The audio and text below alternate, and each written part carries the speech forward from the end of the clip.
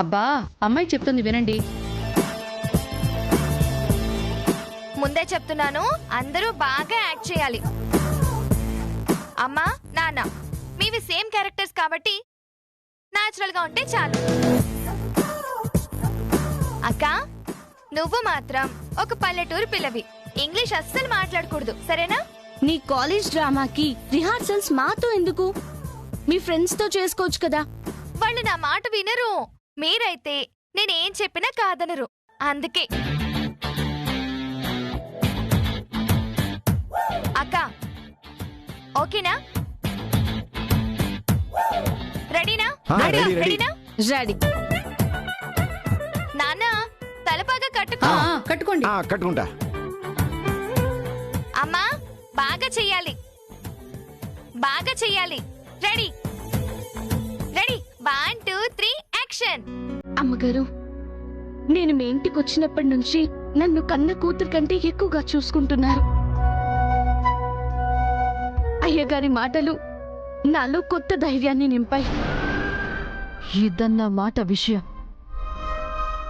ఇన్నాళ్ళు మీరు పంచిన ప్రేమకి, చూపించిన అభిమానానికి ఎన్ని జన్మలెత్తినా మీ రుణం తీర్చుకోలేనమ్మా, మీ రుణం తీర్చుకోలేను.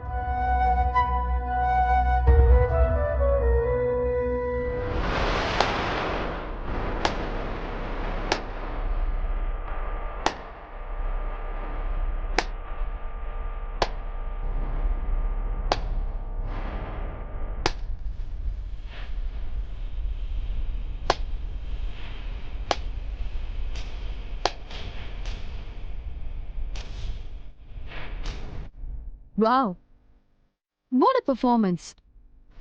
ఈసారి ఉత్తమ కూతురు అవార్డ్ కన్ఫర్మ్ గా డీకే. ఎవరమ్మా నువ్వు?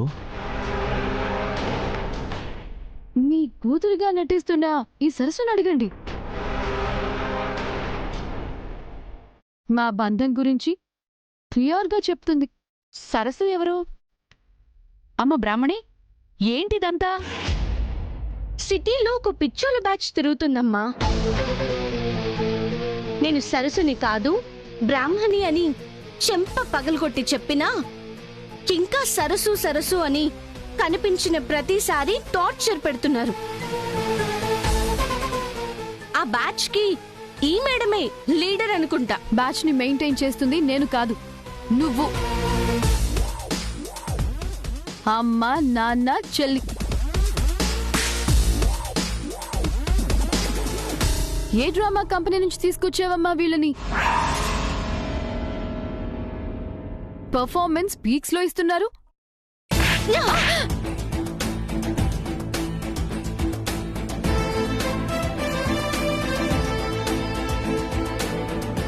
నా ఫ్యామిలీని డ్రామా కంపెనీ అంటావా? ఇంకొక మాట నా గురించి కానీ నా ఫ్యామిలీ గురించి కానీ వాగితే I'll kill you. నన్ను కొట్టి 4 ఇంగ్లీష్ ముక్కలు మాట్లాడినంత మాత్రాన నువ్వే సరస్సు అనే నిజం అబద్ధమైపోదు. ఏంటే ఊరుకునే కొద్దీ రెచ్చిపోతున్నావు? తను సరస్సు కాదు, నా పెద్ద కూతురు బ్రాహ్మణి. కాదు, అది అబద్ధం. ఇలాగే అబద్ధాలు చెప్పి మిమ్మల్ని, మా ఆంటీ ఫ్యామిలీని మోసం చేస్తుంది. మోసమేంటమ్మా? రక్తం పంచుకు పుట్టిన బిడ్డని గుర్తుపట్టలేని స్థితిలో మేము లేవు. కావాలంటే చూడు మా ఫ్యామిలీ ఫోటో.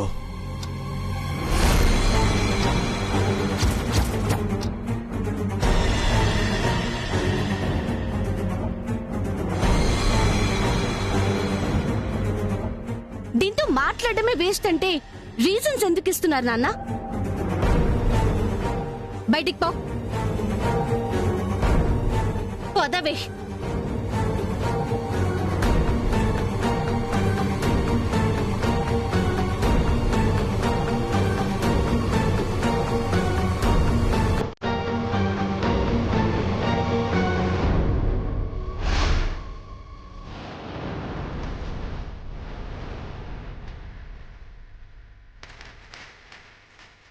నన్నే మీ ఇంటి నుంచి గెంటేస్తావా?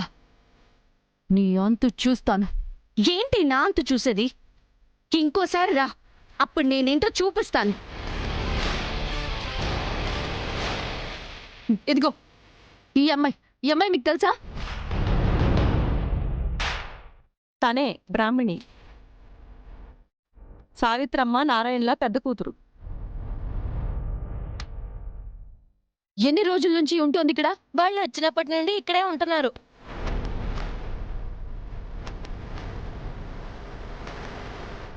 ఎవరమ్మా ఈవిడ?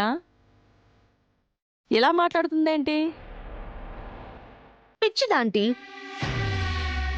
మెంటల్ హాస్పిటల్ అడ్రస్ మిస్ అయ్యి మా ఇంటికి వచ్చింది. సరస్సు, నువ్వు చాలా పెద్ద తప్పు చేస్తున్నావు.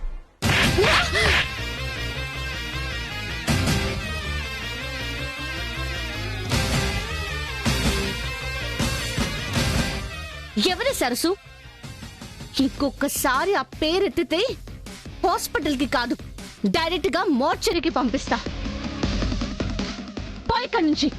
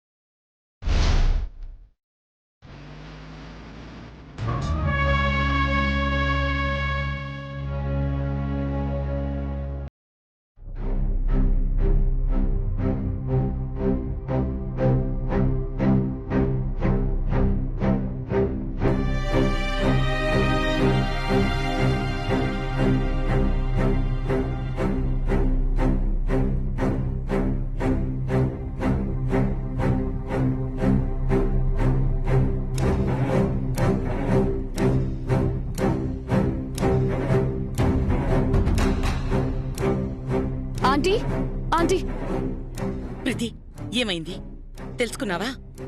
తను సరసేనా? అయ్యో ప్రీతి, చెప్పు. ఆంటీ, మనం చూసింది సరస్సుని కాదు, బ్రాహ్మిణి.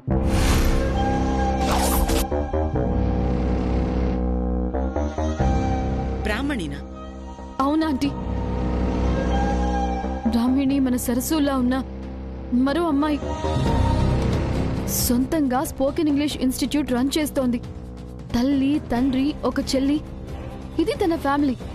ఏంటి ప్రీతి నువ్వు చెప్పేది? Institution, family, బ్రాహ్మణినా? ఏ, నువ్వు అంత క్లియర్గా చెక్ చేసావా?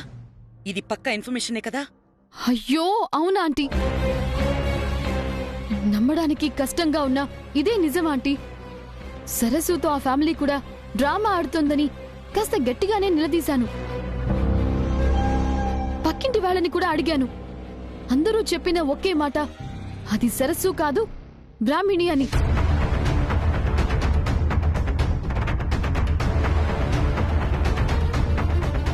మనిషిని పోలిన మనుషులు 7 ఉంటారని విన్నాను. కానీ సేమ్ టు సేమ్ సరస్సులా? I mean, how is it possible? ఎలా అయితే ఏంటి ఆంటీ, అది సరస్సు కాదని తెలిసింది. మన ప్రాబ్లం క్లియర్ అయింది కదా.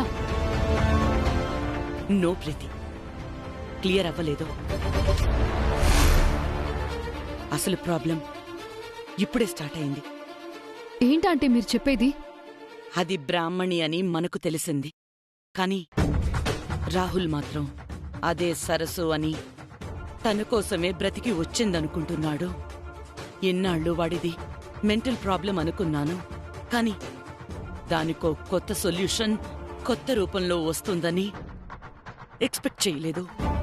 ఇప్పుడు వాడికి నిజం తెలిస్తే ఏమవుతాడో, ఎలా రియాక్ట్ అవుతాడో తలుచుకుంటేనే భయంగా ఉంది. భగవంతుడా, ఆ అమ్మాయి మా రాహుల్ కంట పడకుండా నువ్వే చూడు తండ్రి.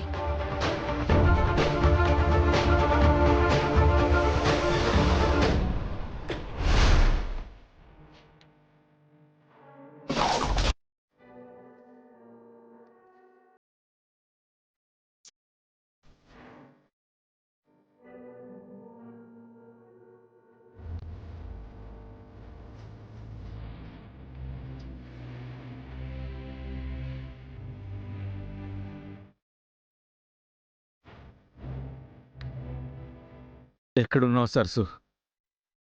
కనిపించకుండా ఇంకెంతకాలం నాతో ఆడుకుంటావు? ఎందుకు నన్ను బాధ పెడుతున్నావు? సరసు, ఒక్కసారి నాకు కనిపించు ప్లీజ్ సరసు.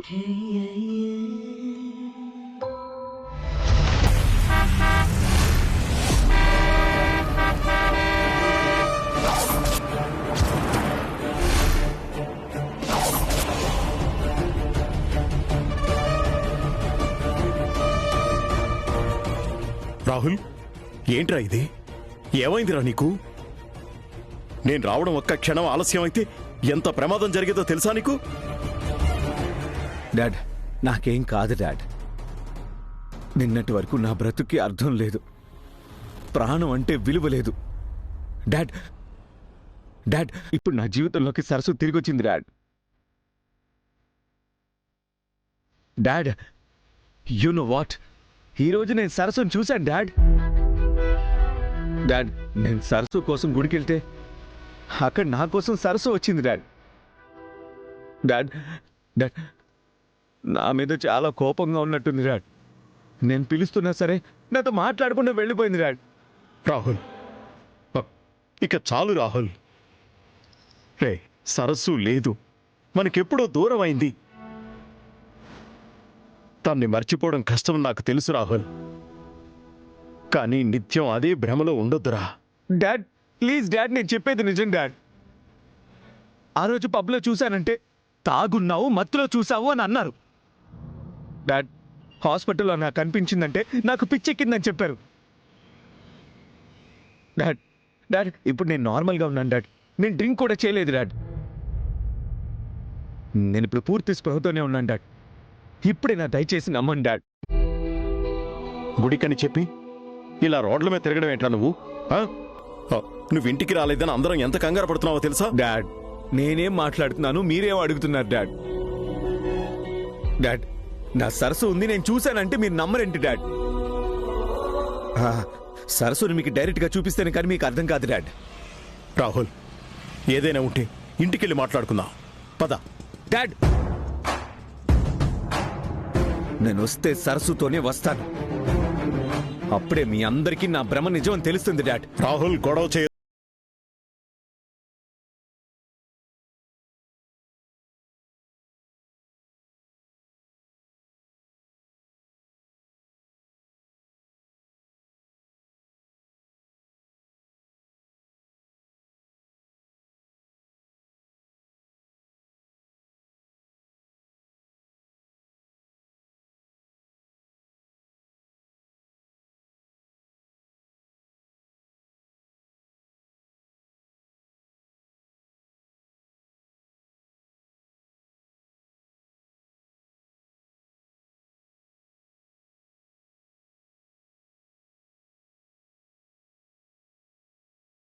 చెప్పేది వినండి. నా మాట విన్నా?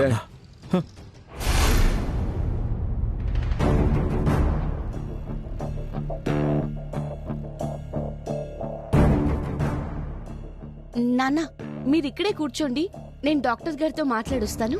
పదమ్మా, నేను కూడా వస్తాను. వద్దు నాన్న, మీరెందుకు? నా గురించి మాట్లాడడానికి వెళ్తూ నేనెందుకంటావేంటి తల్లి? అంటే ఈ డాక్టర్కి కొంచెం డబ్బాస్ ఎక్కువ నాన్న. మిమ్మల్ని చూస్తే ఆరోగ్యంగా ఉన్నా సరే భయపెట్టేసి ఏదో ఒక టెస్ట్ రాసి చేయించమంటారు. ఆ ఖర్చు ఎందుకు చెప్పండి? అవునా, అలాగైతే వద్దులేమ్మా, నేను ఇక్కడే ఉంటాను, నువ్వు వెళ్ళిరా. సరే నాన్న, ఈ బ్యాగ్ పట్టుకోండి, ఇప్పుడే వచ్చేస్తాను.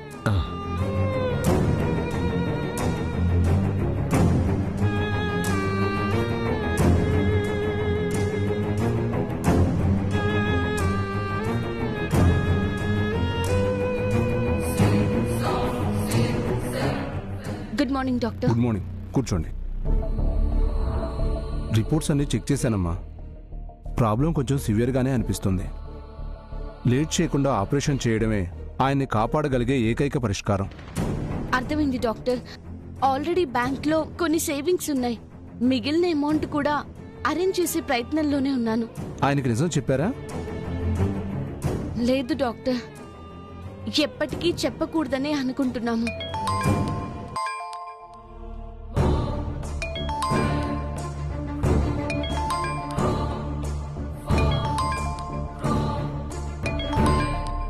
ఫోన్ చేస్తుంది.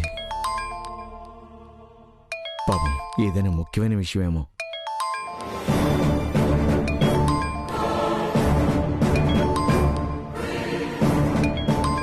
మా నాన్నకిప్పుడు హార్ట్ ప్రాబ్లం.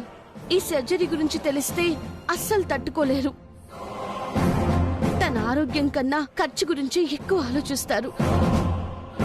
డబ్బుని పరిష్కారంగా కాకుండా సమస్యగా చూస్తారు.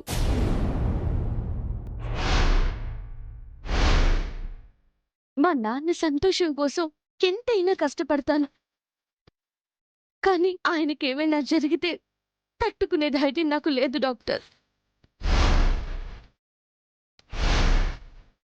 మా నాన్న నవ్వు మా ఇంటికి పండుగ డాక్టర్. నా ప్రాణం పెట్టైనా సరే ఆ నవ్వుని ఎప్పటికీ దూరం కానివ్వను.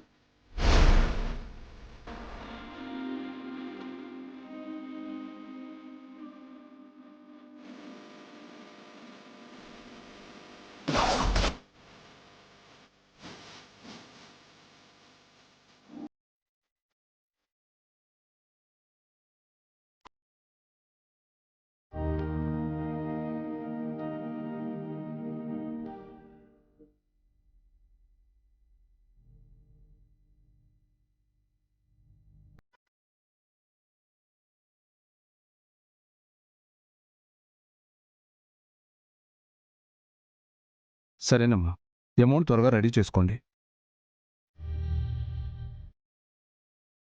Thank you doctor.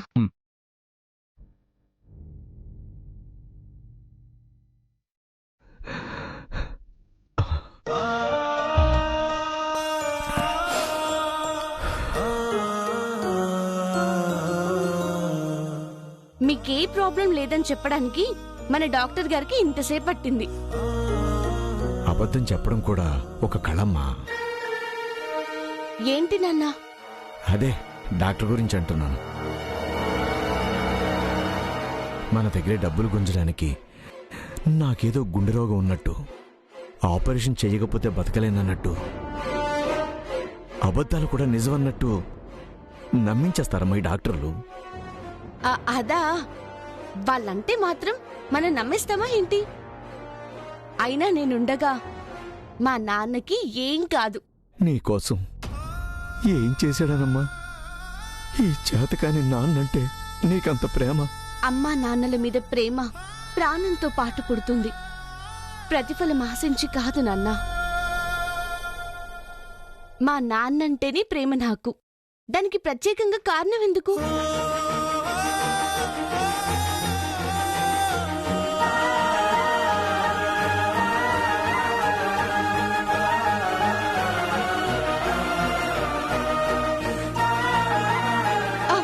ఇదేంటి నాన్న? వయసు అయిపోతున్న గుండె కదమ్మా, ఏదో ఒకరోజు ఆగిపోతుందనేమో. ఇన్నాళ్ళు నీ మీద నింపుకున్న ప్రేమని ఇలా కన్నీళ్ళ మార్చేస్తుంది. ఎందుకు నాన్న అలా మాట్లాడతారు?